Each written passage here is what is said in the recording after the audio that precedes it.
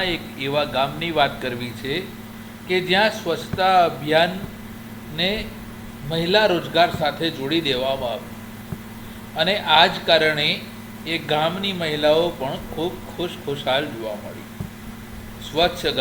સ્વસ્થ ગામ નામનું અભિયાન નવસારીના જલાલપુર તાલુકાના મહુવર ગામમાં થયું છે. હા, આ મહુવર ગામમાં રોડની આજુબાજુ ઝાડી ઝાખરા ફેલાઈ ગયા હતા.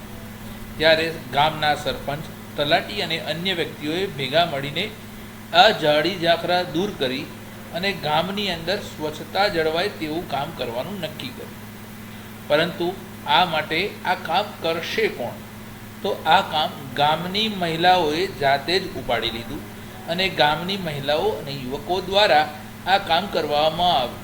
રોડની આજુબાજુના ઝાડી ઝાખરા દૂર કરીને ગામને નંદનવન જેવું બનાવવાનો પ્રયત્ન કરવામાં આવ્યો, જેના કારણે ગામની આશરે 40 જેટલી મહિલાઓને રોજગારી પણ પ્રાપ્ત થઈ છે. રોજગારી પ્રાપ્ત થવાના કારણે ગામની મહિલાઓ પણ ખુશખુશાલ જોવા મળે છે. રિપોર્ટ નિલેશ પોળ.